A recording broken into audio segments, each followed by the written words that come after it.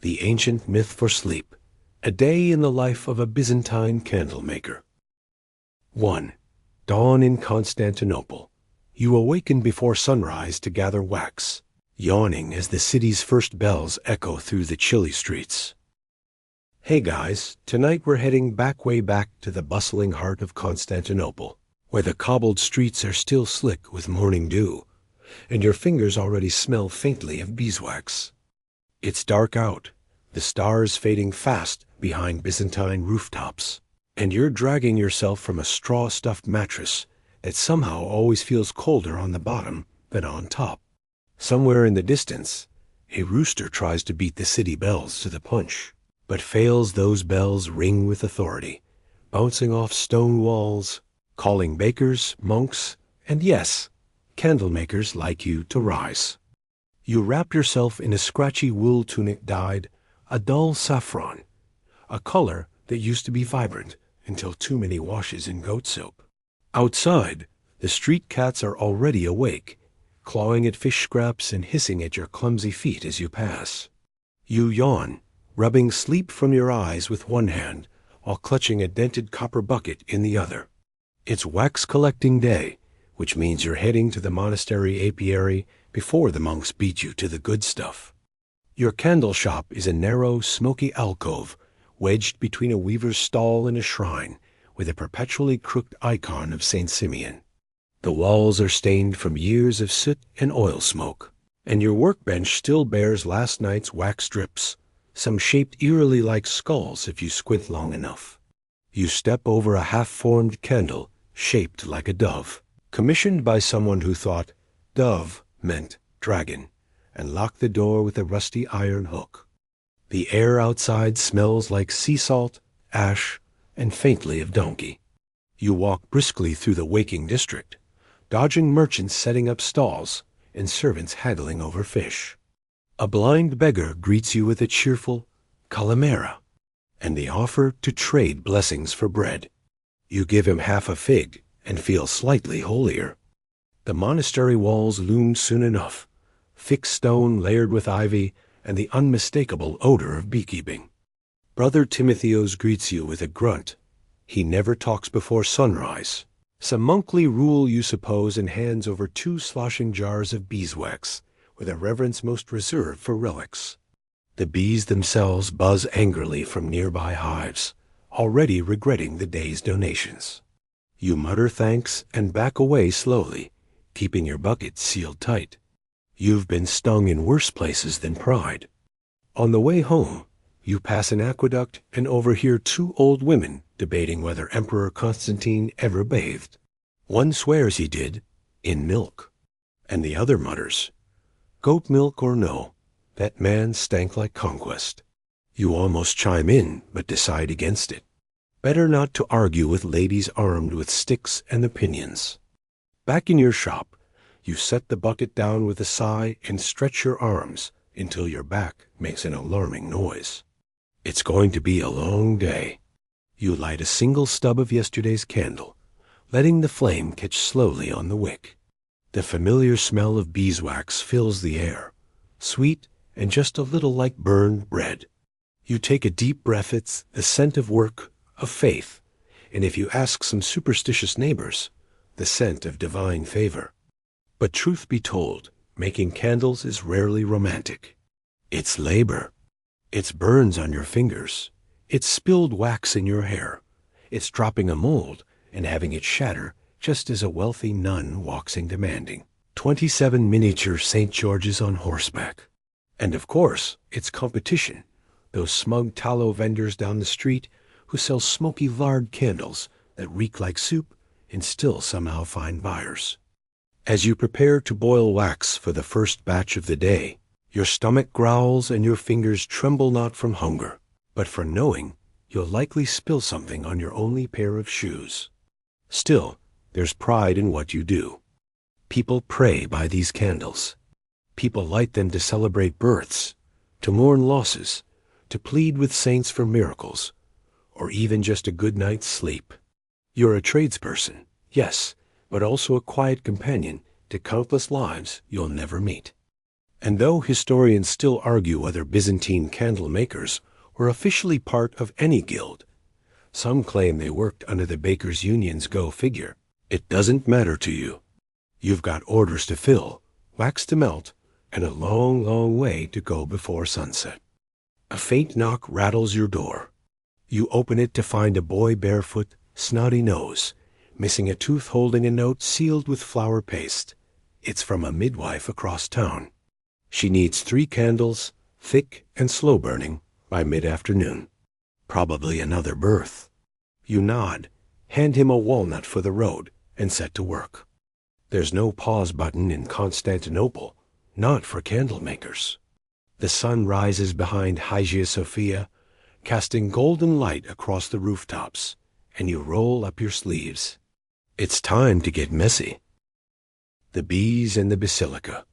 You trudge to the monastery apiary, dodging aggressive bees and impatient monks counting honey jars.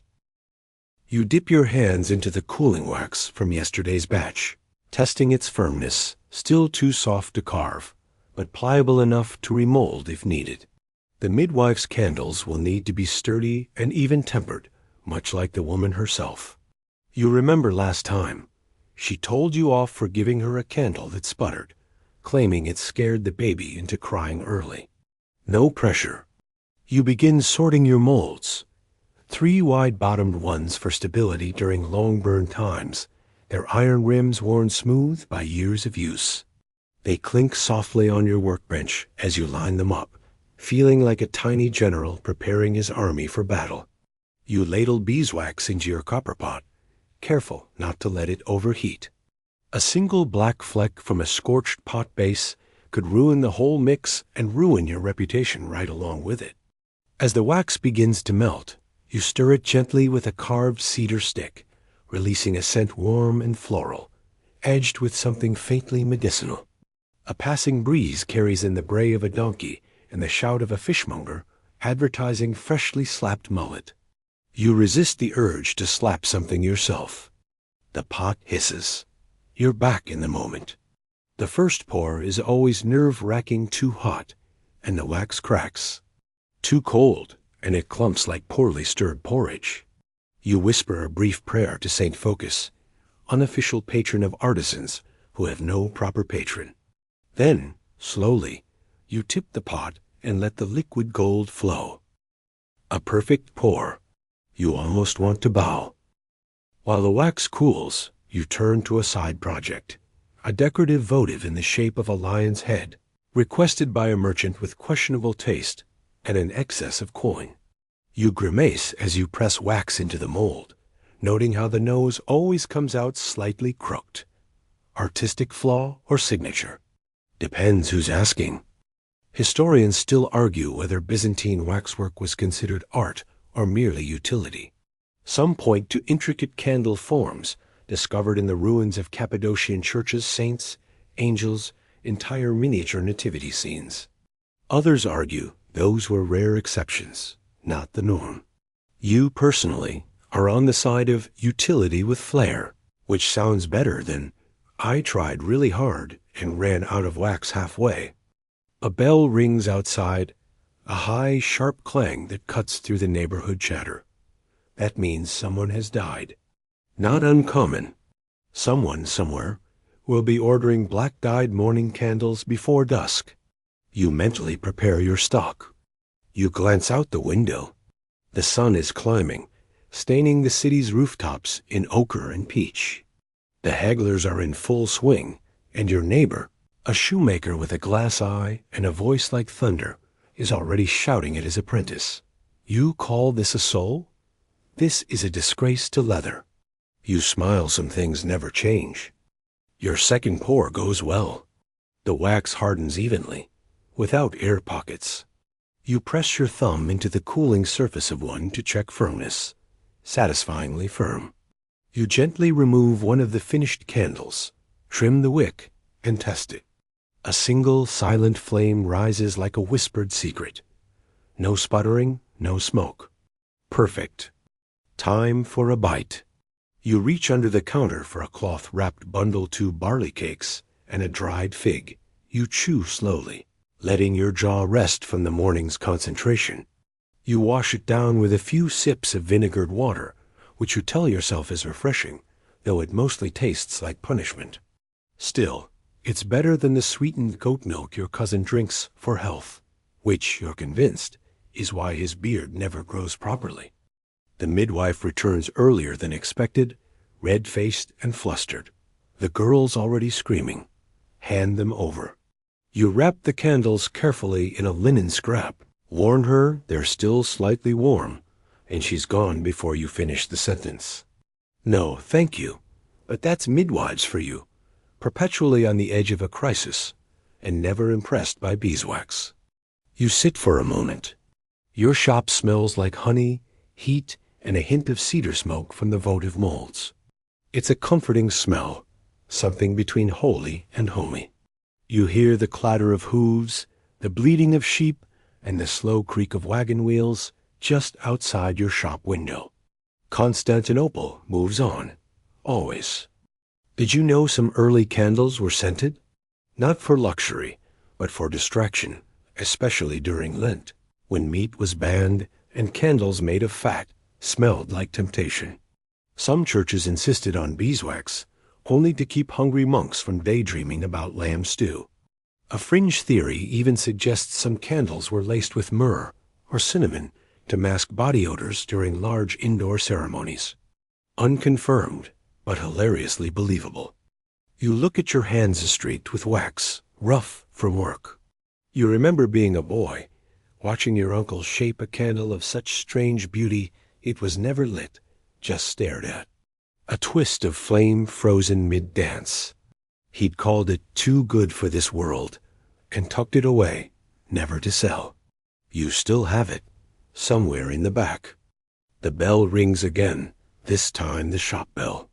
A woman in fine robes stands in the doorway, holding a scroll. Her sandals are stitched with silver thread, and her expression says she hasn't heard the word no in a decade. She needs a candle, she says, for a shrine to her husband's memory. It must be elegant, she says, something he would have admired. You ask how he died. He choked on a fig, she says, without blinking. You nod solemnly and fetch your best mold, the one shaped like a blooming fig leaf. Wick-making and morning gossip. You twist flax and linen into wicks while trading sleepy rumors with the neighbor who swears the emperor has a pet leopard. You scrape wax from the lip of your ladle with the edge of a dull bronze knife, watching the ribbons curl like translucent pasta. Third pour of the day. You're deep in the flow now, the rhythm of work seeping into your shoulders and wrists like warmth. The light through your shop's small window has shifted to a golden slant, and the neighborhood hums with the kind of lazy tension that always arrives just before the midday lull. Today's candles are mostly for function-tapered prayer lights and stubby shrine, candles to be stacked like bread loaves in temple vestibules. But there's one new commission. A young scribe stopped by earlier, asking for a writing companion. That's what he called it. You tried not to laugh. He wants a candle that won't flicker and spook his ink strokes at night. You nearly told him to try daylight like the rest of us, but business is business. You trim another wick and dip it in alum powder, one of the quieter tricks to keep a flame steady. Another is trimming the wick diagonally, something your uncle taught you long before you understood why. Historians still argue whether candle makers in Byzantium had anything approaching science behind their methods, or just generations of superstition wrapped around dumb luck and accidents. You prefer to call it inherited wisdom. Sounds better on your signage. Across the alley, the butcher is throwing bones at a group of yapping street dogs. You watch one nimble mutt leap, twist, and catch a bone mid-air like a trained acrobat. You make a mental note to give it a name, maybe Basil. He's outperformed some humans you've met. You turn back to your pot, now crusted with wax along its upper edge. Time to clean it before it clumps. You remove it from the fire, using a scrap of wool to hold the handle, and tip the last few drops into a cracked mold you use only for leftovers. That candle always burns a little weird, like it carries the day's emotions. If you were a poet, you'd write about it. But you're not, so you just call it End of Day Special, and sometimes light it at dusk, watching how the flame dances erratically, like it's trying to tell you something and failing. The door opens again. It's your cousin Demose, the one with the unfortunate milk habit and the wispy beard. He's out of breath and sweating, despite the cool stone corridor. They need 40 vigil lights, he says. For the Church of St. Euphemia, tonight. You blink. 40? 40, the bishop's visiting. They're doing some kind of saint anniversary? Commemoration?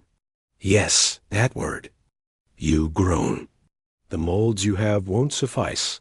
There's no way you can cast that many in time, unless you borrow from old man Nicetas, the other candle maker 3 streets down, who smells like old olives and always insists you owe him 5 copper coins from a game of dice you never agreed to play.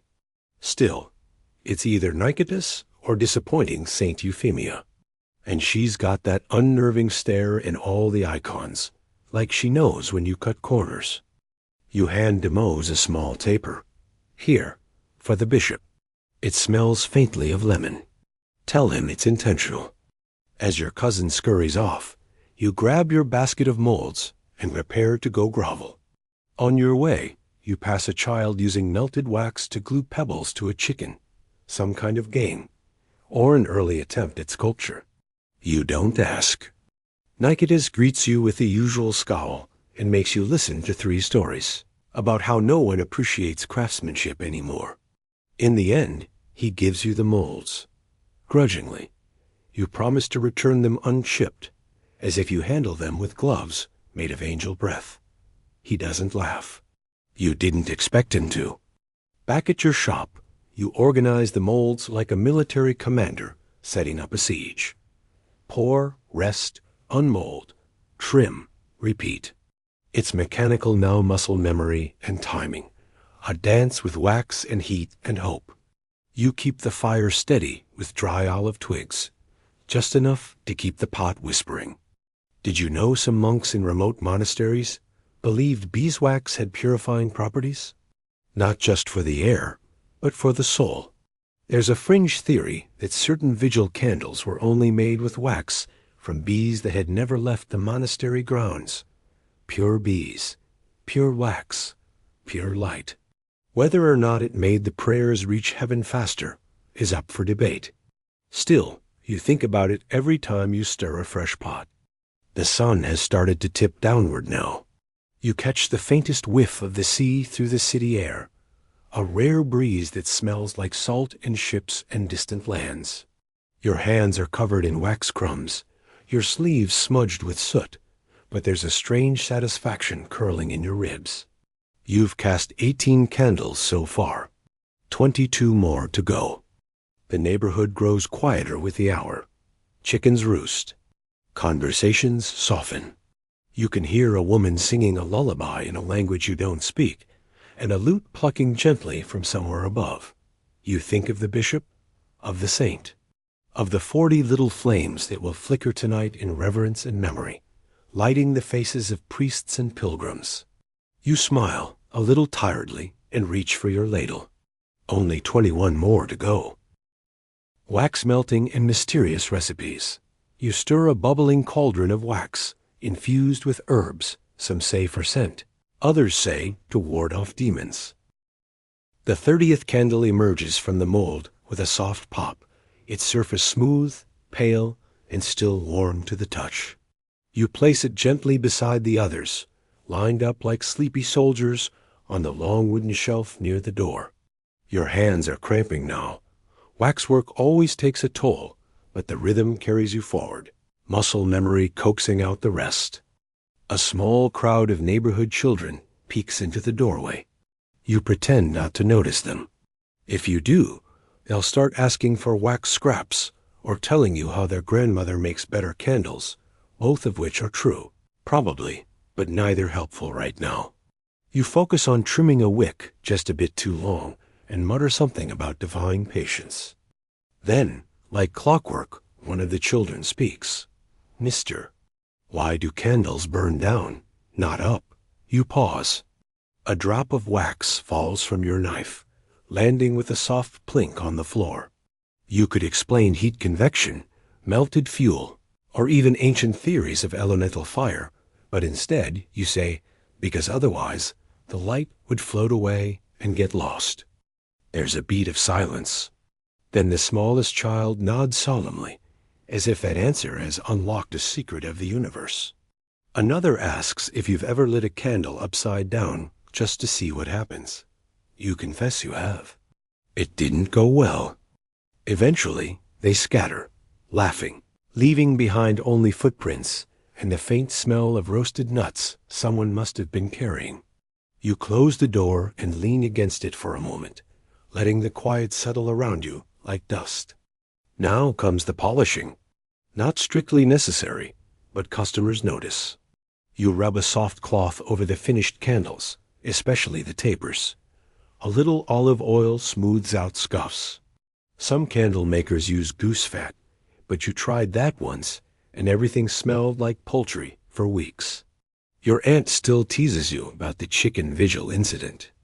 You line the last candle up with its brothers, 40 in total. The Church of St. Euphemia will be pleased. And maybe, just maybe, the bishop will say a few kind words and not scowl quite so deeply when he blesses the candles tonight. You've learned that even divine men prefer their wax unsplotchy. Before you pack them up, you inspect each wick. The older monks insist on a very specific burn rate, slow and unwavering, so the candles last the full duration of evening prayers. You pinch each wick between your fingers, adjusting length and angle. It's delicate work. One wrong cut, and the flame could smoke, flicker, or gutter too soon. Outside, someone rings a small bronze bell, the signal for mid-afternoon prayers. The sound threads through the narrow streets and over the tiled rooftops. You take a breath and begin stacking the candles into the delivery crate, one by one, wrapping them in old linen to prevent damage. As you work, your thoughts drift. You remember hearing how in Constantinople, certain elite candle makers were chosen to work directly for the Hagia Sophia. It was considered a great honor, but also a source of constant anxiety. One poor soul allegedly fled to the mountains after a bishop criticized the scent of his candles during Easter Mass. Historians still argue whether this story was real or exaggerated by rival candle makers. You prefer to believe it. Everyone needs an escape plan. You haul the crate to the cart, waiting outside. Deimos is nowhere to be seen, of course, but the donkey is, chewing lazily on something that doesn't look entirely edible. You balance the crate carefully, then tie it down with fraying ropes that have somehow survived another day. Just before you head out, you grab a single taper from your personal stash and light it, whispering a quick blessing.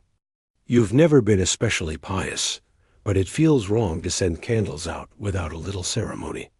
Like sending off tiny children into the world with no cloak or sandals. The flame flickers once, then settles, steady and upright. You take that as a good omen. The route to St. Euphemia's church winds past merchants packing up their stalls, mothers pulling tired toddlers by the hand, and elderly men playing dice and pretending not to cheat. The city has entered its drowsy phase. You pass a bakery that always smells like toasted heaven and resist the urge to stop for a honeyed bun. Your stomach growls anyway. A man with a bandaged nose tries to sell you what he claims is a relic of St. John the Baptist's lantern. You decline. He lowers the price. You still decline. He curses, not very creatively, and moves on to his next victim. At last, the church rises ahead, built from pale stone that catches the light just so in the afternoon haze. You like this place. It's quiet, unpretentious. The nuns here once offered you tea when your donkey collapsed in their courtyard. You deliver the crate, exchange quick bows with the sacristan, and accept a few copper coins more than expected. You tuck them away, heart lightened a bit, and take a slow walk home through the long lavender twilight of the city. There's a comfort in knowing that your candles will glow tonight in reverence, watched by old priests and hushed believers, while you sit with your feet in a basin of cold water, watching the shadows grow taller on your shop wall. You don't make icons, you don't chant hymns, but you shape light from darkness, and in your own quiet way, that feels holy. Back at the shop, the candle you lit earlier still burns. You watch it for a long moment, then whisper, "Well done." Prayers, chores, and candle sins. You pause to attend chapel, then scrub soot from molds, while an elder scolds you for making candles too seductive. You wake the next morning with wax in your hair. There's no real explanation. You don't remember touching your head after trimming wicks, but here it is hardened like a small shell behind your ear. You scrape it off while still half asleep and mutter a prayer to Saint Alexios, patron of candle makers with memory lapses, or at least you've decided he should be. The shop is already warm from the sun streaming through the high windows, and the faint scent of beeswax clings to the air like incense. You stretch, crack your neck, and step into your sandals with a grunt. Today's list is longer than usual special orders. A few wax figurines for that eccentric widow who thinks they ward off demons, and enough small candles to light up the wedding feast happening 3 alleys over. First things first, breakfast. You rip a hunk of bread from yesterday's loaf, smear on some fig paste, and top it with crumbly goat cheese. It's a strange combination, but it works. Outside, a rooster crows with the confidence of a creature who's never had to explain his choices to anyone. While chewing, you go over your wax inventory. Most of it is in good shape. Your barrels are full. The beeswax has mellowed nicely, and your tallow, from that butcher who never smiles, hasn't gone rancid yet. You do a little sniff test to be sure, though. No one wants a wedding candle that smells like lamb stew. You begin melting the first batch. The fire flickers eagerly, licking the underside of your big copper cauldron, which once belonged to your grandfather.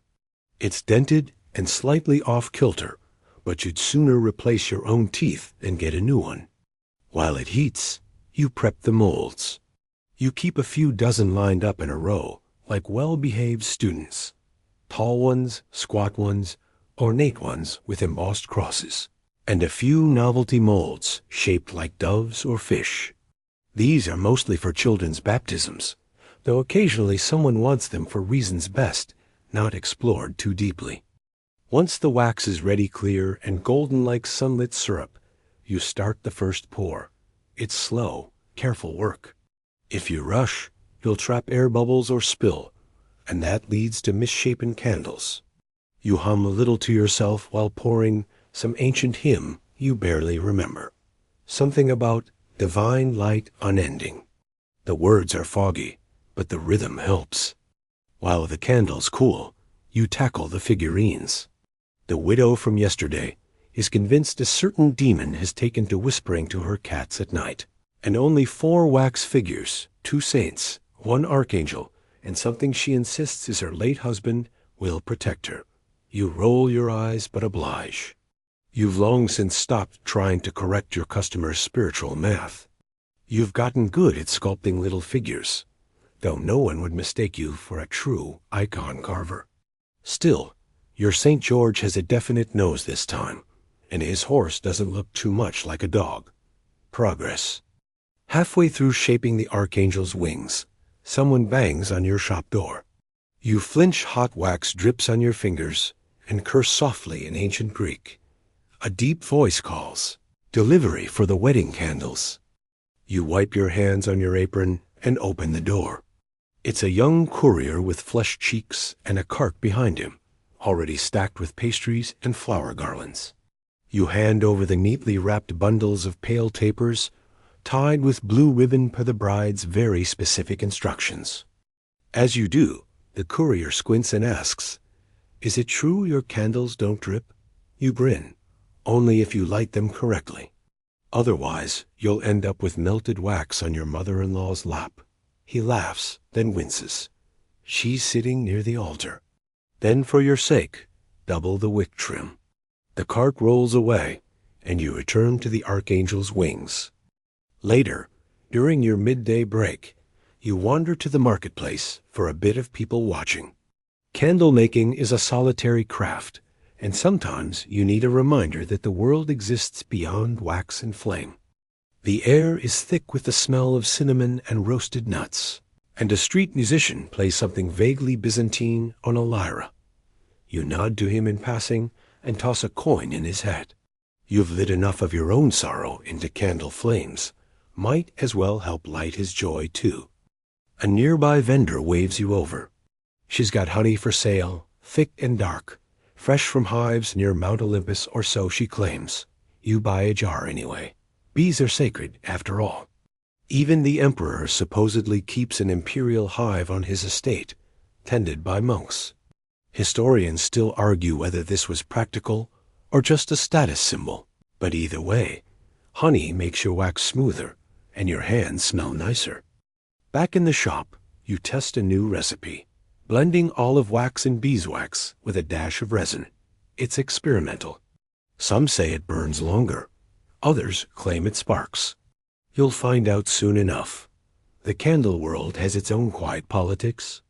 There's gossip about who uses what blend, who's stealing recipes, who whispered to which priest to get an exclusive contract. It's a flame-lit Game of Thrones, minus the dragons. As the sun begins its descent, your shelves are lined once again with clean, polished candles. You sit for a moment, sipping from a cracked mug of wine, and feel the day's heat roll off your shoulders. A neighbor pokes their head in and asks if you'll be coming to the feast later. You nod. You rarely attend, but tonight feels different. Maybe it's the honey. Maybe it's the St. George with a nose. Maybe you just want to see your light glow in someone else's joy. You lock up, candles cooling, archangels watching, and step into the violet dusk of Byzantium. Customers from the shadows. An odd assortment of buyers visits. Priests, midwives, soldiers, and one noblewoman who pays only in fish. The sun is sinking behind the tiled rooftops of Constantinople, and the alleys shimmer with golden heat. You take a slow walk toward the wedding feast, sandals clicking on smooth stone.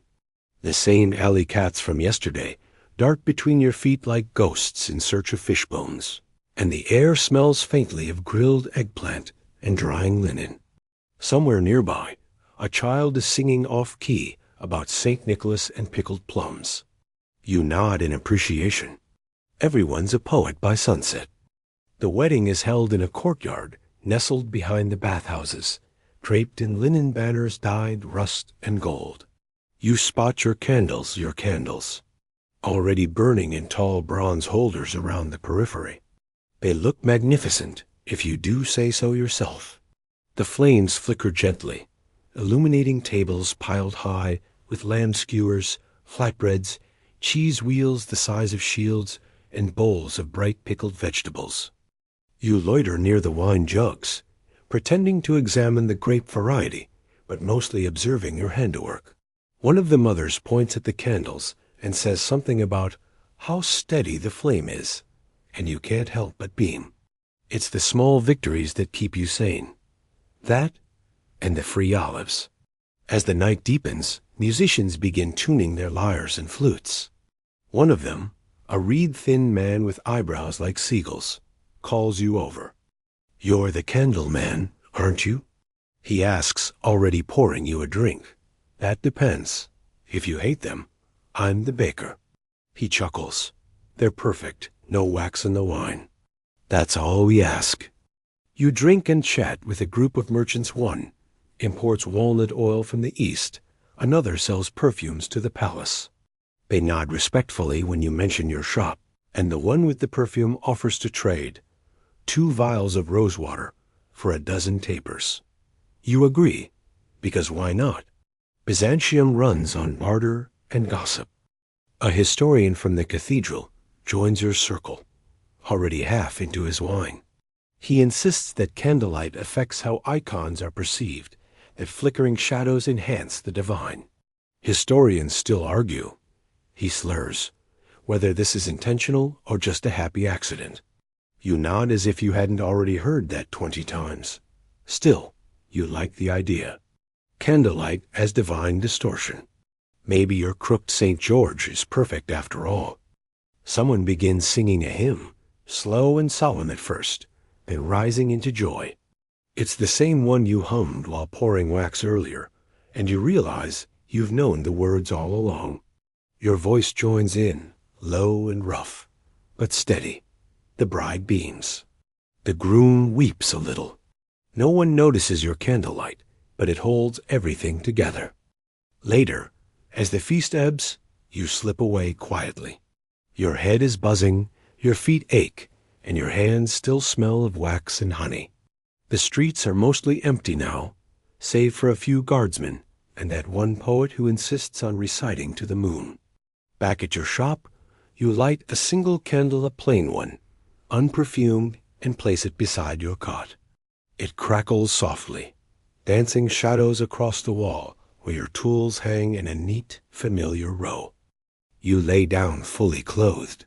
You'd meant to wash your hands, check the cauldron, tidy the trimmings, but the wine and the warmth make all that feel far away. In the quiet, you think back to a story your grandfather told you. He claimed the earliest candles were made not by monks or kings, but by a blind widow who boiled sheep fat in her cauldron and gave away her tapers to anyone who looked lonely. She lit the first shrine, he'd say, with light she couldn't even see. You'd believed him then, and maybe still do. There's a soft knock on your door. You groan. It creaks open just a hair. It's the widow, the one with the demon whispering cats. "I forgot to pay," she says, holding out a single coin. You take it with a tired smile. "That's for the St. George's nose." You joke. She squints at you. "It had a nose?" She leaves, and you snuff the candle with your fingertips, the way your grandfather taught you. No blowing it scatters the spirits, he'd said. Or maybe the soot. Either way, it feels sacred. Your eyes close, and the city hums outside your window. Somewhere far off, a bell tolls midnight, and your dreams are filled with flickering saints. Lunch under the icon shelf. You nibble olive bread and garlic stew beneath, a flaking fresco while debating if a wax spill is a holy omen. You wake to the far-off clang of market bells and the unmistakable scent of burning oats. Not your oats, thankfully. You roll off your cot, stretch until your back pops, and grope for your sandals in the gloom. A fine gray ash clings to your workbench, a side effect of leaving the window cracked for fresh air. You make a mental note to never believe in fresh air again. The day ahead promises one thing: repair work. After the wedding feast, 2 large orders came in, one from a monastery across the water, the other from a palace kitchen that insists all their sconces be retrofitted for windproof tapers. You squint at the specifications.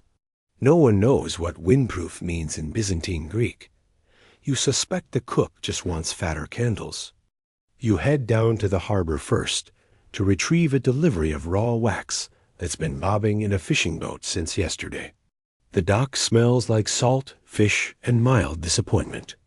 A young boy greets you, arms streaked with soot. He holds out a small parcel wrapped in damp cloth, your beeswax. It's darker than usual. "Too much propolis," you mutter. "Propolo." He asks. "Bee spit," you say cheerfully, handing him a copper coin. Back at the shop, you build your fire carefully, stacking pine splinters and broken crate pieces into a tidy nest. The cauldron sighs as it heats, and the familiar scent of warming wax fills the air. Some people swear it smells like honey. You've always thought it smells like memory. While the wax melts, you sort your molds. The ones for the monks are narrow and tall, meant to drip slowly and last through long prayers. You carve a tiny cross into the base of each your signature. They'll never see it, but it matters to you. like monograms for ghosts. Next, the palace order. You decide to add more tallow than usual. Not because you're cheap, but because soft tallow smokes better in a breeze, and it gives the candle the dramatic, wavering flame that high society eats up. You whisper windproof under your breath and nearly laugh. As you pour, the wax hisses and settles into the molds like it's remembering something. That's the trick. Good wax always feels like it's been here before. You work quickly, your hands covered in streaks of gold and ivory. Around midday, a customer appears in the doorway. A tall man in rich blue robes, his beard oiled and braided in the Persian style. He doesn't knock. "I was told you craft votives for specific intentions," he says. You glance at your shelf, where several stubby candles wait with labels like "safe childbirth" and "better barley yields." Depends on the intention. He hesitates, foreseeing the future. You blink. In that case, you may want a mirror instead. He doesn't laugh. "I'll pay double." You dig around in your private stash, the stash meant for experimental batches and quiet afternoons. You find a tiny mold shaped like an open eye, a leftover from a brief period when evil eye candles were all the rage. You pour it carefully, adding a dash of lavender oil and just a shaving of silver leaf. Not because it works, because it feels like it might. He leaves satisfied. You mark the coin he gave you with a small scratch. Superstition? Maybe, but if your candle shows him something he doesn't like, you want no part of it. That afternoon, you take a break. Not because you're tired, because the shop is beginning to feel like a church you've spent too much time praying in. You wander the streets, passing a baker dusting honeyed bread with rose petals, and a bookseller arguing with a one-eyed monk about banned texts. You love this city. It never stops talking. You end up at a public fountain near the old cistern. Children splash their feet. A woman scrubs laundry with a lump of soap shaped like a small god. You sit beside an elderly man carving a spoon from olive wood. "Candle maker," he says without looking up. You nod. "Used to be one myself," he adds. Back before the fire. You glance at his hands burned, twisted, but still precise. "Do you miss it?" "Only the smell," he says. "And the quiet." He hands you the half-carved spoon. "For stirring," he says. "Better than a stick." You thank him. He shrugs. "Just keep the wax off the handle." Back in the shop, you hang the spoon beside your grandfather's ladle. It looks out of place, too delicate, too new, but it'll earn its keep. As evening approaches, you demold your day's work. The monk candles are solemn, straight, a little boring. The palace tapers, though they glow faintly even unlit. The future votive sits on the counter, small and unsettling. You consider tossing it, but something about it feels like a dare. Outside, the city sighs into twilight. Someone's burning incense. A cat yowls like it's been personally offended by the moon. You light a test candle. Just one. The flame rises slowly, curls like a dancer, and settles into a soft, steady glow. It smells faintly of lavender, maybe memory, and the air seems just a little warmer. Pilgrims, saints, and sticky fingers. You supply candles to a caravan of pilgrims, one of whom tries to pocket a wax lamp for miracle insurance. The next morning, the door creaks before you open your eyes. It's not a customer too early. It's your apprentice, humming tunelessly and sweeping ashes into a cracked ceramic bowl. He's still too loud for this hour, but you haven't the heart to scold him. You used to hum at dawn too, before your knees started forecasting weather better than the priests. You sit up, stretch, and spot the future votive still sitting on your workbench, untouched. You can't explain why you haven't packed it away. It stares back like it knows it doesn't belong here. The day's orders are dull, thank the saints. 24 temple tapers and a handful of funerary lights, slim, short, meant to flicker beside the dead for one night only. No elaborate molds, no exotic oils, no wealthy eccentrics asking for magic. Just clean, honest waxwork. But just as you start preparing the wick coils, a visitor shows up. This time, it's someone you know, Anastasia, the widow who sells goat cheese and sarcastic comments at the western gate. "You make those scent candles?" she asks without a greeting. You arch an eyebrow. Depends who's asking. "I want something that smells like plums and makes my sister-in-law sneeze." You stifle a laugh. "That's going to cost you." She grins. "Double, if you throw in some cinnamon to confuse her." You agree, mostly for the story. While you mix the wax and oils, she leans on your doorframe, tossing gossip like confetti. Apparently, a senator's mistress left town disguised as a nun, and someone's ox gave birth to twins, which must mean good fortune. Historians still argue whether these folk signs ever influenced city planning, but if you listen to the chatter long enough, you'd believe the empire ran on omens and goat milk. She leaves with her plum cinnamon sabotage candle, and you finally settle into your real task for the day, testing a new batch of molds shaped like doves. A merchant ordered them for his daughter's upcoming betrothal and insists they represent peace.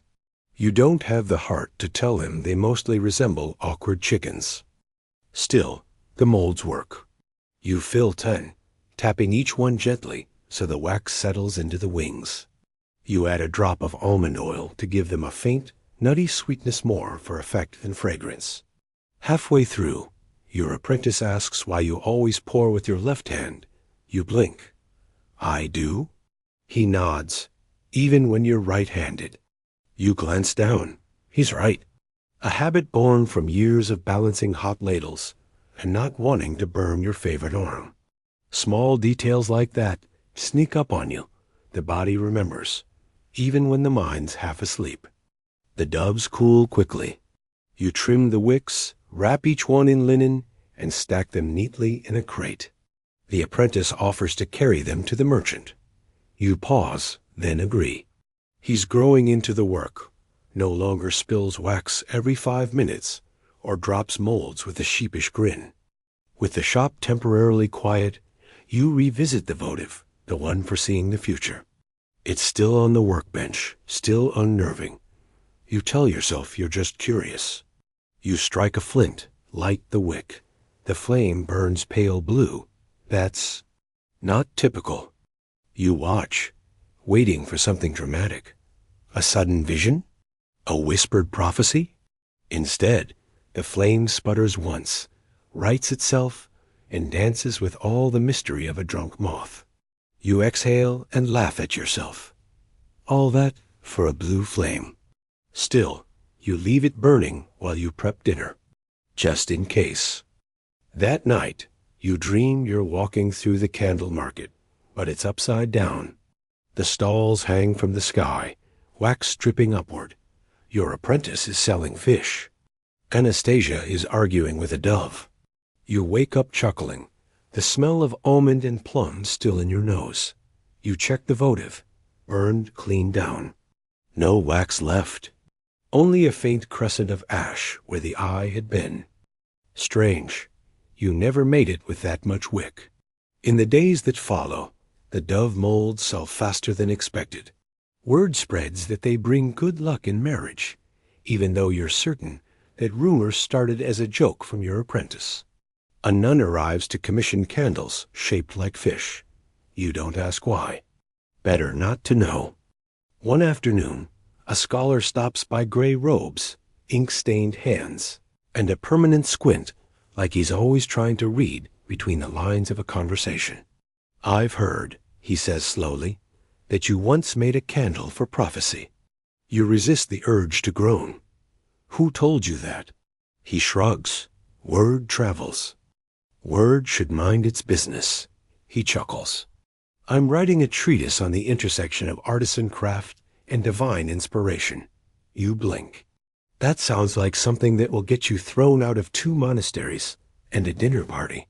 "Already has." You hand him a stub of your almond dove candle. "Write about this instead. It won't tell you the future, but it'll make your study smell like dessert. He leaves happy.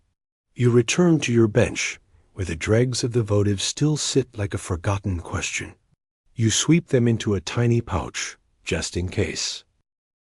Marketplace bargains and religious side-eyes. You barter for tallow in a noisy square, or rival guilds hurl theological insults like heretic butter burner. By now, the light fades sooner, slipping behind Constantinople's spires, before you even get to your last batch of dipping. You can feel winter brushing in through the cracks, nudging your knees and stiffening the wax before it's ready. The good candles are harder to make in the cold. The wax chills too quickly. The wicks stiffen like straw, and even the light seems less committed.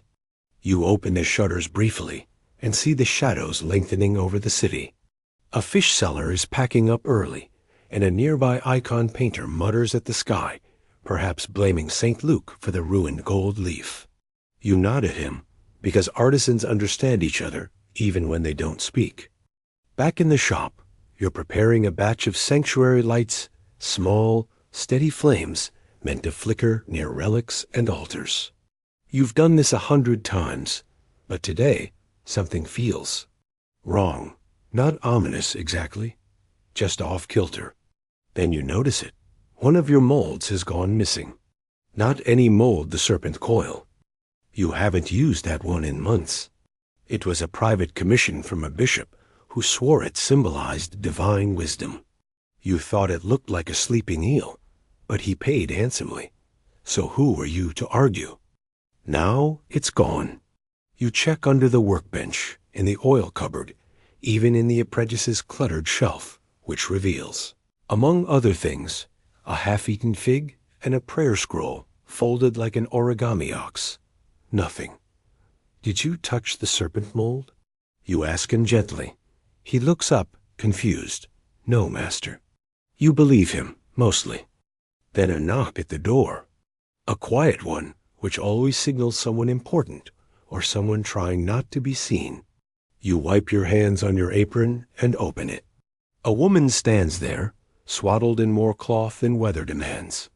A veil covers her hair. Her sandals are too fine for a trader, but too scuffed for nobility. You recognize her only vaguely, someone you saw once at the Emperor's Blessing procession. Definitely not the usual type to visit a candle shop. I need a light that can't be extinguished, she says. No greeting. You blink. You want a lamp? A candle. Small. Discreet. But it must never go out. You almost laugh. Then you realize she's serious. That's not possible, you say carefully. All flames die. Not this one. She produces a small pouch-red silk, foreign embroidery, and places it on your bench. Inside is a coin, heavy, silver, with a design you've never seen, a sun with 3 eyes. Where did you get this? Does it matter? You sigh, only to historians. Historians still argue whether these kinds of coins unfamiliar, foreign, possibly forged were ceremonial tokens from breakaway cults or remnants of long-lost trade routes.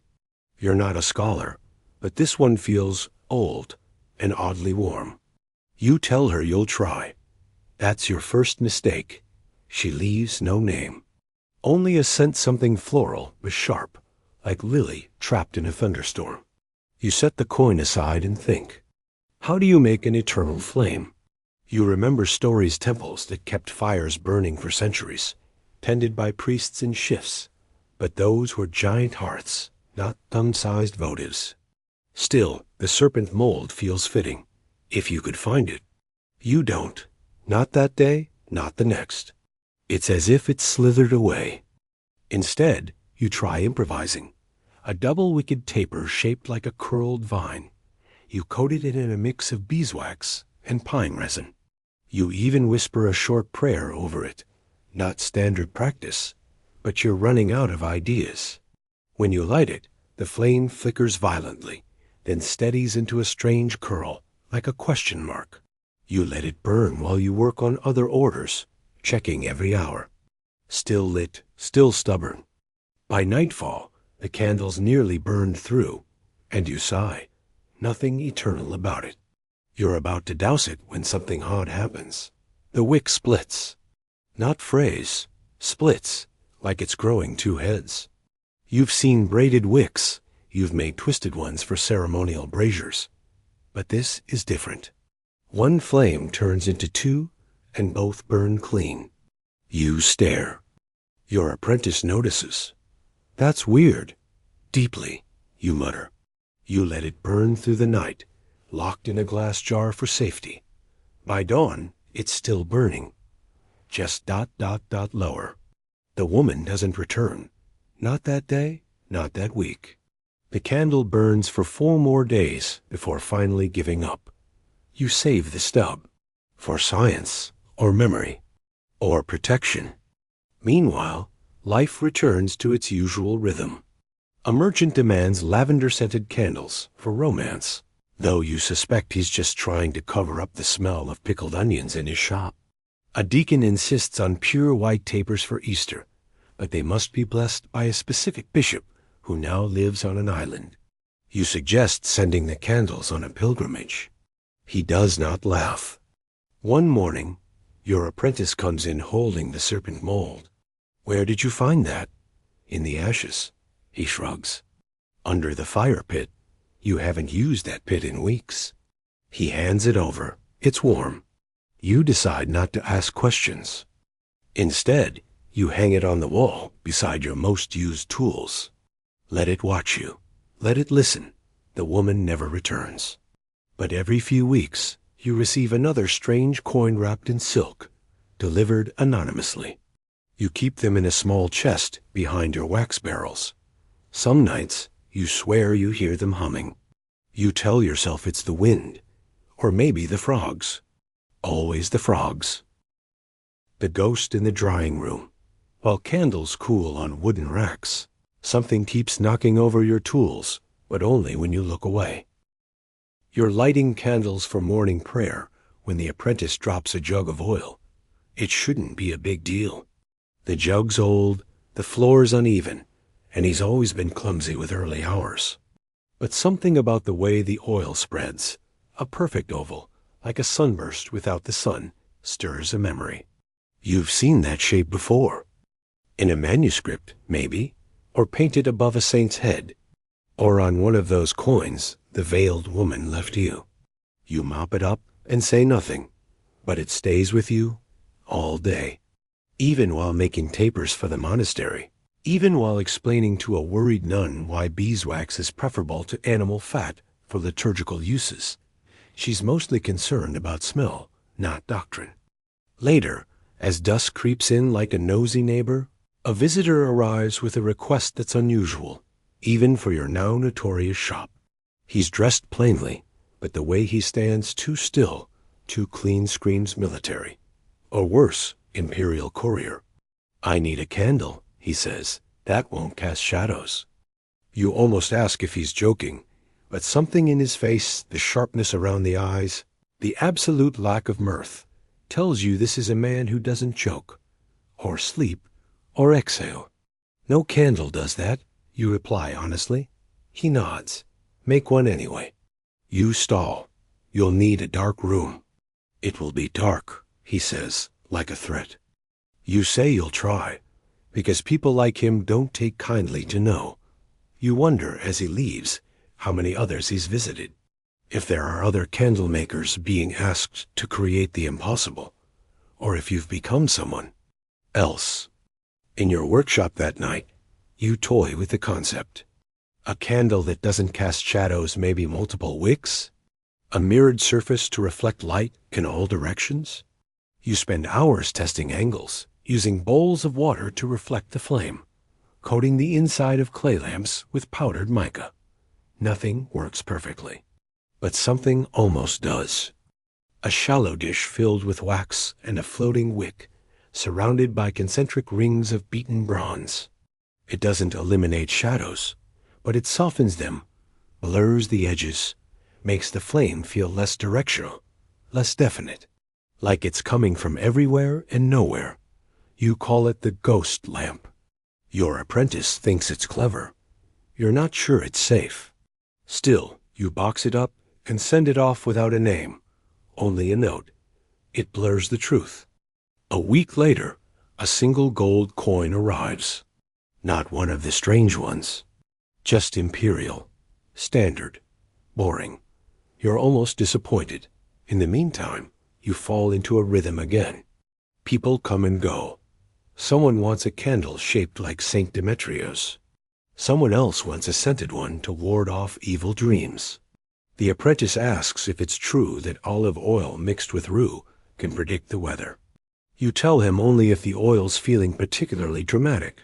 Then, one night, as you're preparing to close shop, you notice the coins again. They've moved. Not all of them, just a few. Shifted slightly in the chest, like they've settled or argued.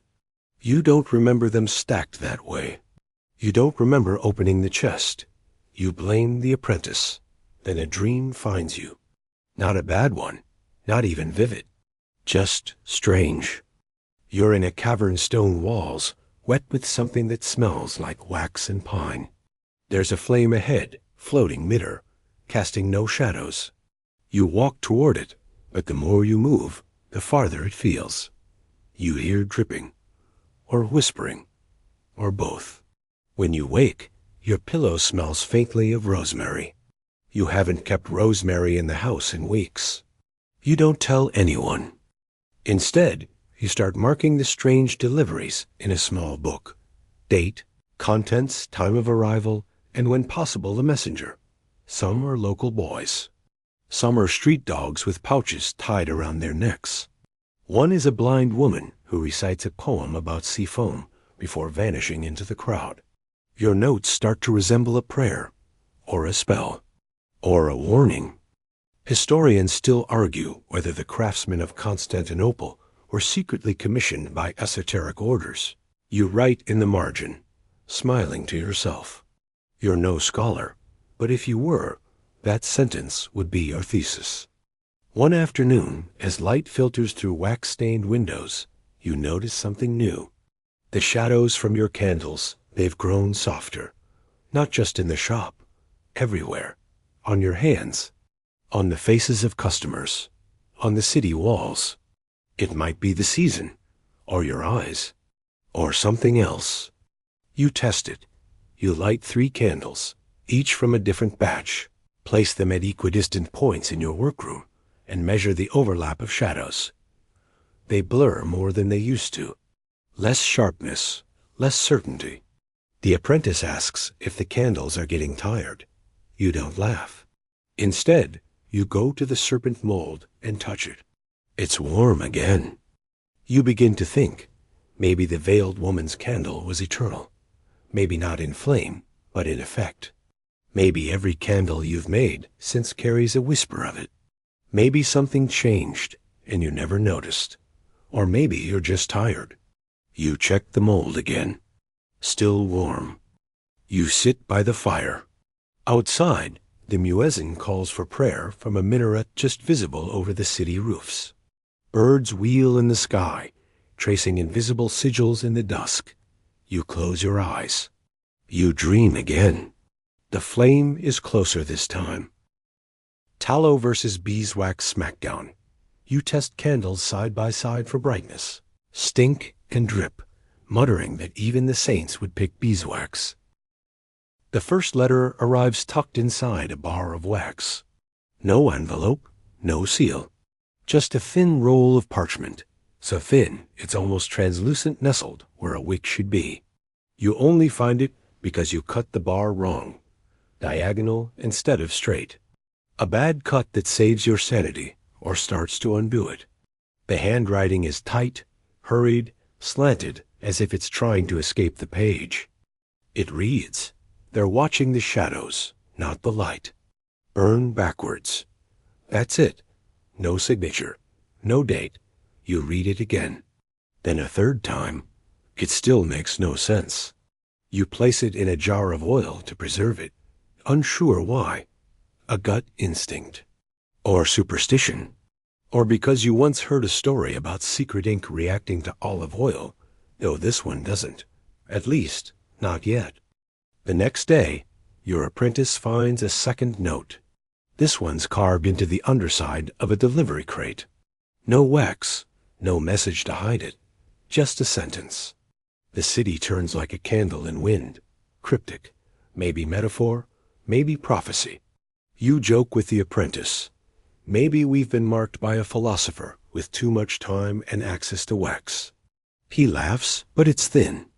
Later, you notice his hands shake when he lights the evening candles. Out in the city, things begin to feel off.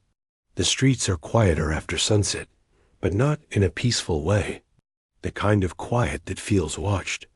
Shopkeepers speak in lower voices. The bread woman 3 stalls down starts covering her loaves with black cloths. She says it keeps them soft. But the cloths have sigils stitched into the corners. One morning, a nobleman visits lavishly dressed, though the rings on his fingers are mismatched, and he smells of salt and iron. He orders 6 taper candles, but they must be made from black beeswax, something you've never worked with before. You say you'll try.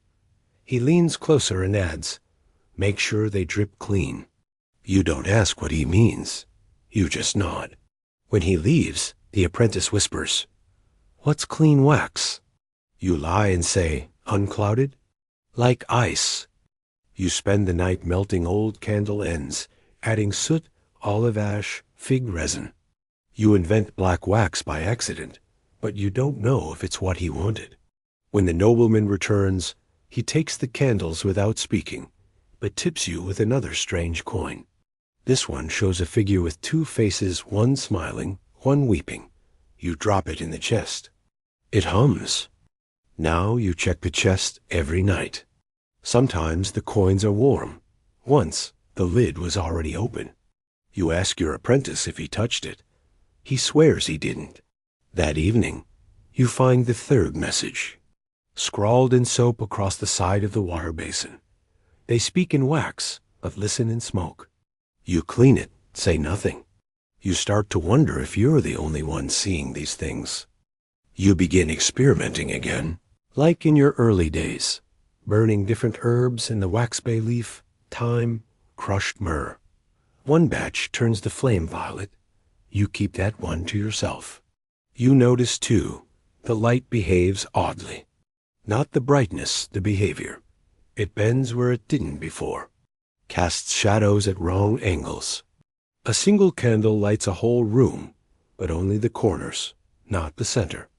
You test it again. Same thing.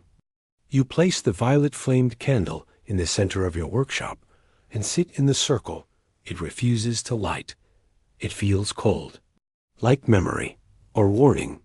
You begin to suspect the flame has a shape, not spherical, like they teach the novices, but conical, directional, as if it chooses what to reveal. And maybe worse, what to hide. A letter arrives, no wax this time. Just slipped under the door at dawn. This one's longer, almost a full page. It reads, "Do not trust the walls. The flame is not loyal. It remembers who lit it first. If you find the mold cold, run." You reread it twice before burning it, not out of fear, out of agreement. Because the serpent mold, your miracle, your mystery, your mistake, it hasn't been warm for days. And suddenly, you miss it, like a friend who ghosted you after sharing something too painful. You open your ledger and try to sketch the wax patterns left by your recent batches. They don't form symbols, not exactly, but they want to. Curves that almost meet. Lines that suggest letters and alphabets you don't know. You remember a visitor months ago, someone who requested a candle that only burned in the rain. At the time, you laughed, told him to try a lantern instead. But now it makes sense. The storm would hide what the flame reveals. You test it, of course. You light the violet candle in the rain, and it doesn't flicker, not once. But its flame shifts color from violet to deep blue. Not quite natural. Not entirely foreign. It hums. You can't tell if the sound is from the rain or the wick. The apprentice refuses to enter the room. You don't blame him. You place the candle on a high shelf and label it "Do Not Touch" in 4 languages. You add a 5th in symbols you don't understand. The city, meanwhile, simmers with unease. Rumors circulate of shadows moving against walls, of reflections vanishing from mirrors, of saints blinking in their icons. Someone says the mosaics in Hagia Sophia flickered at midnight. Someone else whispers that an entire monastery went silent, no chants, no prayers, just candlelight from within. And your candles? They're everywhere now. Lit in temples, courts, brothels, libraries. You're not proud. You're not ashamed. You're just tired. You start carrying a flint in your pocket, even in daylight. Not for fire, but for memory. One spark, one reminder. This all started with a veiled woman and a coin. And a question. What would you make if you weren't afraid? You didn't answer then. But you're starting to think you will. Evening rush and unholy orders. You scramble to fill late orders before Vespers, including a suspicious monk who demands all black candles, no questions. He comes just before dawn. 3 sharp raps, no hesitation. You're already awake, haven't really slept in days. But something about this knock feels practiced. Not urgent, not polite. Just certain. You open the door. It's the woman in the veil. Same dark robes, same unreadable eyes. But now her veil is lifted halfway, revealing a sharp jawline and lips pressed into something between worry and resolve. In her hand, a candle. Your candle. One of the black beeswax ones. Only it's been burned halfway down, and along its sides, the wax has split into ridges like script. You lean in. It's not Greek, not Latin, not Coptic. But your gut insists. It's language. You can almost hear it whisper. "May I come in?" she asks. You nod. She steps inside, looks around your shop. Her gaze is clinical, almost military. She notes the copper molds, the ledger on your table, the chest with the humming coins. "I need to ask you," she begins. "Do you know what you've done?" It's not accusatory, just sad. You offer a shrug, the safest answer. She sighs and walks over to the serpent mold, places a pale hand on its bronze spine, winces. "It's cold," she says. You nod. She sets the candle on your work table. The flame gutters and steadies. Then she says the words that reframe everything. These candles don't just hold light, they remember it. Your mouth goes dry. She continues, slowly, carefully, like explaining something to a child, but a dangerous child, the sort who's already built a bomb by accident. When you poured wax over those old coins, when you used olive oil from consecrated lamps, when you burned myrrh gifted to shrines, each one left a trace. Candles are memory. Wax absorbs more than scent. You blink. You're saying, "They record?" "More than that," she replies. "They echo. And now." Some of them repeat. You glance at the violet flame candle, still locked behind a glass case. Is that how people are seeing things? The shadows, the reflections. Not just seeing, she says. Reliving. Some wax remembers prayers whispered centuries ago. Others remember screams, violence, grief. Your apprentice appears at the stairs, eyes bleary. He stops short when he sees the woman. She turns to him and says, not unkindly, "You shouldn't be here for this part." He nods and backs away. You steel yourself. What part? She picks up the black candle again, holds it between her palms. There are 3 kinds of fire, she says. One that lights, one that warms, and one that reveals. Which one is this? She smiles, just barely. You made a 4th. You want to laugh or cry, or make a very strong cup of wine. What does it do? Her eyes flick to the window, still dark with the last of night. That's what we're here to test. We? Another knock, softer this time. Two men step in. Neither speaks. One carries a scroll sealed in red wax. The other holds a silver dish filled with water. Holy water, judging by the faint shimmer across its surface. They move like monks or assassins. Or both. One unrolls the scroll. It's blank. He holds it near the candle's flame. Slowly, letters rise black against cream. Your breath catches. The ink wasn't on the scroll. It was in the light. It works, the veiled woman whispers. You've done it. You still don't understand what it is. She continues. They called it Lux Notitia, the light of knowing. A mythical flame. Supposed to reveal truth, rewrite lies, unearth memory. We thought it was alchemical poetry. But you made it from kitchen scraps. You want to protest that it wasn't scraps. That it was months of trial and error. Sleepless nights. Whispers. Accidents. But her tone is reverent now, not condescending. Almost grateful. What do you want from me? You ask. She doesn't answer right away. Instead, she gestures to the scroll-bearer. He speaks at last. We need 100. By equinox. You nearly choke. 100? Each must burn for an hour. No more. No less. And if I say no? The woman tilts her head. Then Byzantium forgets what it was. And what it's hiding. You hate riddles, but you understand leverage. I'll need more wax, and a better mold. You'll have both, she replies. She hands you a pouch. It clinks with coins. Different again. Oval, not round. You'll catalog them later. Before she leaves, she turns back. Be careful with what you burn. Not all light is kind. Then they're gone. The room feels darker, even with candles lit. You sit. For a long time. Then you light the black beeswax candle again, watching the ridges melt, the glyphs dissolve.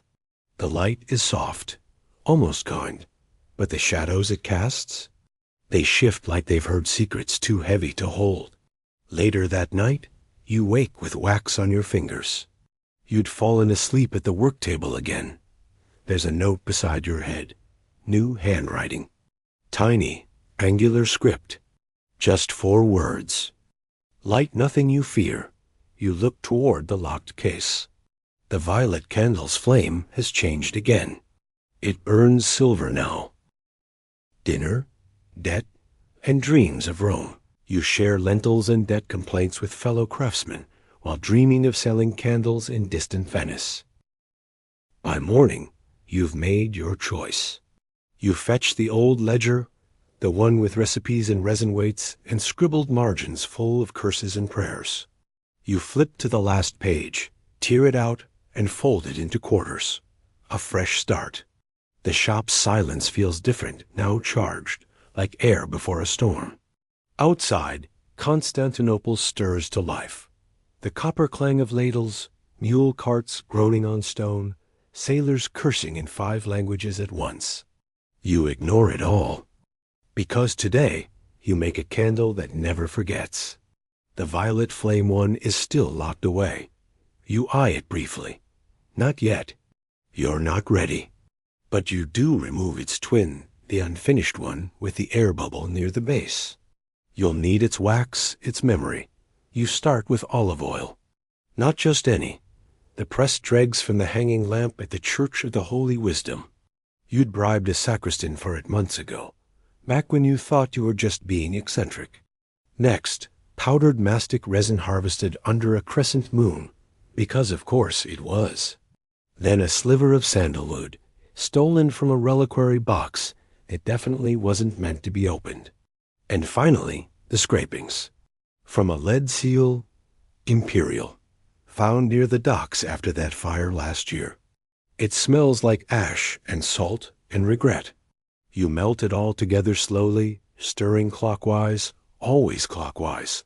The scent that rises is strange, not unpleasant, just familiar in a way that has no source. You pour. The mold accepts it with a hiss. You whisper the same half-prayer you always do. Burn clean, burn quiet. But this candle doesn't sizzle. It sighs. By midday, it's cool enough to unmold. You work fast, hands steady. The ridges along the shaft aren't smooth this time. They're sharp like glyphs carved in haste. One edge pricks your thumb. A bead of blood soaks into the wax and vanishes. You flinch, but the candle seems satisfied. You don't light it. Not yet. Instead, you test its siblings. One by one, you set them in a semicircle 12, in all each with a different composition. Some from temple wax, some from battlefield earth. One from the dregs of a widow's offering jar. The veiled woman's words echo.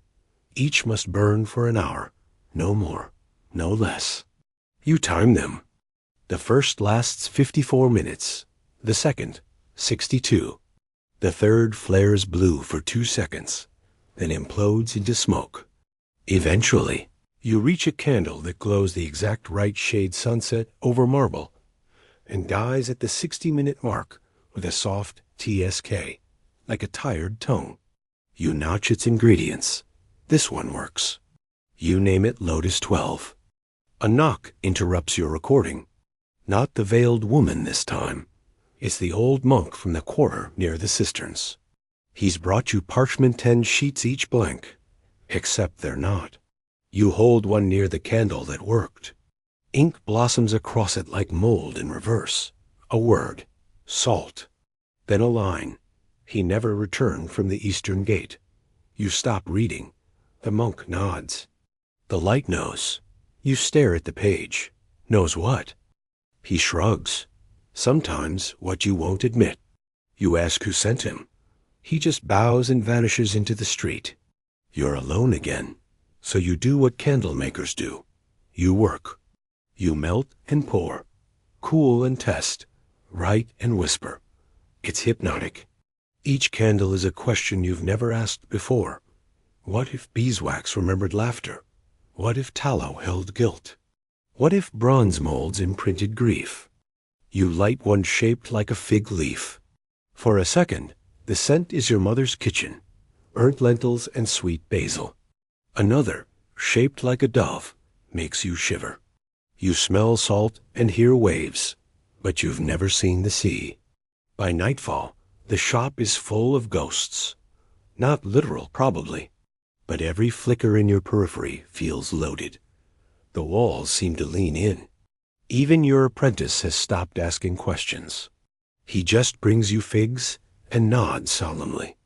He's growing up fast, or maybe just weird. You light one last candle. The batch is strongest. The flame hums, not buzzes hums. Low and mournful, like an old woman remembering a song she never sang. Then something new happens. The shadows shift. Not flicker, shift. One leans sideways longer than it should. It stretches across your bench and touches a scroll. The scroll curls. When you unroll it, words have formed. Your name. Then, do not light the violet. You drop the scroll. Look at the locked case. It's glowing. The flame is steady now. Pale silver, almost white. It pulses faintly, like breath. You speak aloud, for the first time all day. I wasn't going to. But the candle doesn't answer. Because it doesn't need to. It already knows. That night, you dream of bees. Not swarming, not stinging, just flying. A slow, lazy loop around your head. Their wings hum like breath. One lands on your tongue. It doesn't sting. It waits. When you wake, there's wax on your lips. You don't remember how it got there. Wax spells and midnight superstitions. You sneak a glance at a wax charm your cousin swears. Protects against nightmares and tax collectors. Oh, don't leave the shop for 3 days. Not because you're trapped, though the idea isn't entirely wrong, but because there's no longer a clear reason to go. The outside world feels oddly two-dimensional, like a backdrop in a puppet play. The real story's in here now, in the molds, in the ledger, in the flickering hush of wax, hardening in quiet rows. You eat figs. You drink watered wine. You sleep in small, efficient shifts. But mostly, you wait. Wait for what, exactly? Hard to say. Maybe for the violet candle to crack. Maybe for it to speak. Maybe just for some part of you to believe this isn't a dream stitched together from too much candle smoke and not enough sunlight. On the fourth day, your apprentice leaves. He doesn't say goodbye. Just sets a scroll on your pillow and walks out barefoot, whistling an old sea shanty neither of you ever taught him. You wait an hour to read the scroll. When you finally unroll it, it reads, "You'll need both hands tonight." Cryptic, rude, not helpful, but not wrong, because that evening the city changes. You hear it before you feel it, a sudden lull in the usual noise. No distant market haggling, no rooster shrieks, not even the wet slap of mop against marble. Just quiet. You step outside. The sun is setting far too slowly.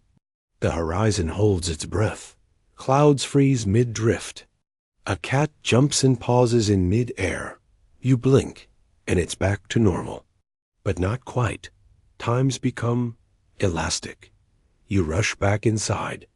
Tonight is the night. You unlock the cabinet. The violet candle is warm to the touch. It shouldn't be. You lift it with both hands, your apprentice's warning echoing now, and carry it to the center of the room. You place it inside a brass bowl lined with sea salt and iron filings. Why those? A priest once told you they'd discourage wandering. You're not sure if he meant spirits or thoughts. With trembling fingers, you strike flint. The wick takes instantly. No hiss, no flicker. Just light. A deep, impossible violet. The shadows retreat, then return. Curious. The candle doesn't melt. The flame doesn't sway. It begins to project. Images spill into the air around it. Not smoke. Not flame. Memory. At first, you see bees again. Then your mother's hands smearing oil on your fevered brow. Then a corridor of marble columns. A flickering tapestry. A door that won't open. And a face. The veiled woman. But no longer veiled. You see her eyes now. Pale amber, unblinking. Not cruel. Not kind. Just tired. Older than you remember. Much. She speaks, but her mouth doesn't move. The candle carries her words. You remembered. You nod. You remade it. You nod again, slower. She smiles not with her lips, but with her breath. The flame bends slightly. You may ask one question. You panic. You could ask anything. Why the candle remembers. What it's for. Who she is. Instead, you ask, what happens if I light it again? The smile vanishes. The same thing, only louder. Then she's gone. The candle still burns. You don't touch it. You just sit there, cross-legged, watching it, for hours. For a second. Who knows? Eventually, it goes out. No smoke, no scent, no wax puddle, just gone. You exhale for the first time in what feels like a century. And then, someone knocks. It's a boy this time. No older than 12. Filthy. Grinning.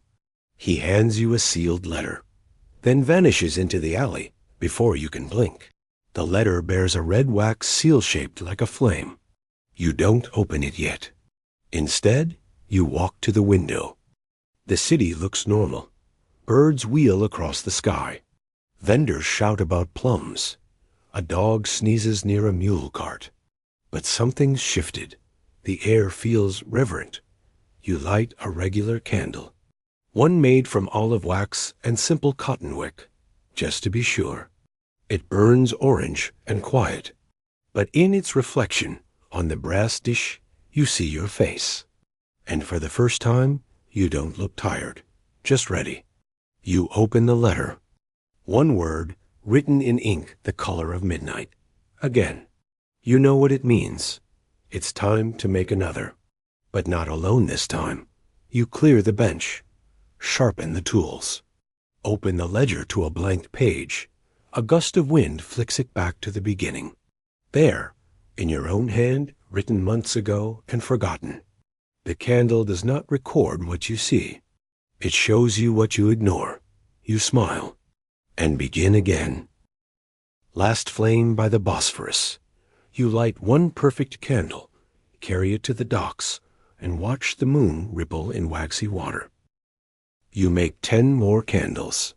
Each one is different, some shaped like doves, others like sealed amphorae, some tall and thin, others squat and gnarled. You test new wax blends, beeswax with crushed rose petals, olive wax soaked in river clay, goat fat filtered through cedar ash. You even try pouring wax over a bundle of dried grapes. Don't ask why, it just felt necessary. None of them behave like the violet candle, but they're beautiful in their own way. They crackle politely. They hum sometimes. One of them weeps, only a little. You take notes. Customers return. Old ones, new ones. Some with quiet smiles, others with frantic energy and bags full of coins. A cloaked man wants a candle that only burns during thunderstorms. A woman asks for one that won't go out unless she speaks her mother's name. You make both. Neither work as expected, but she leaves happy, and the man leaves a ruby. You hire help, not apprentices, peers, fellow wax whisperers. One used to be a butcher, another a glassblower. You give them space, let them fail. Watch their fingers learn. Someone sends you a gift, a Byzantine coin, polished smooth, wrapped in linen soaked in wine. No note, just a single bee etched into the fabric. You keep it in your pouch. Time settles into a rhythm again, but not quite the same one. The streets of Constantinople look brighter now, even when overcast. You notice colors more, hear details more sharply. Not because the world changed, because you did. You start sleeping better. You still dream of wax, but it's softer now, like drifting through a garden of melted possibilities. Sometimes the veiled woman appears again, never speaks, just nods. You nod back. One morning, you wake up to find the shop filled with golden light. Not sunlight, actual gold. Suspended in the air, like glitter in water. You don't panic. You just walk through it, feeling the flecks settle on your shoulders, your arms, your eyelids. And then it's gone. You never mention it. But people that day say your candles smell like hope. The emperor's steward stops by again. He doesn't threaten this time. Just bows, offers a pouch of sapphires, and asks if you might make a candle that remembers laughter. You do. It takes 3 weeks. You use honeycomb wax, feather ash, and echoes captured from a nearby tavern during festival night. You call it the jester's breath. When it burns, it makes you chuckle, even if you're sad. People buy it in droves. You consider raising prices, but instead, you lower them. Because why not? Because not everything worth doing needs to be paid for in gold. Because somewhere deep down, you remember that first moment when wax touched wick and became more. You host a feast for your workers. You roast lamb, pour sweet wine, serve garlic bread shaped like lanterns. You laugh, a lot, and when they've all gone home, you sit by your workbench. There's a single candle left on the table, unlit. You don't remember making it. It's pale green, coiled like a vine. You pick it up, feel warmth in your palm. You don't light it. Not yet. Just close your eyes and smile. And now, as the glow fades from your candlelit workshop and the scent of warm wax gives way to the gentle hush of night, you let your shoulders soften.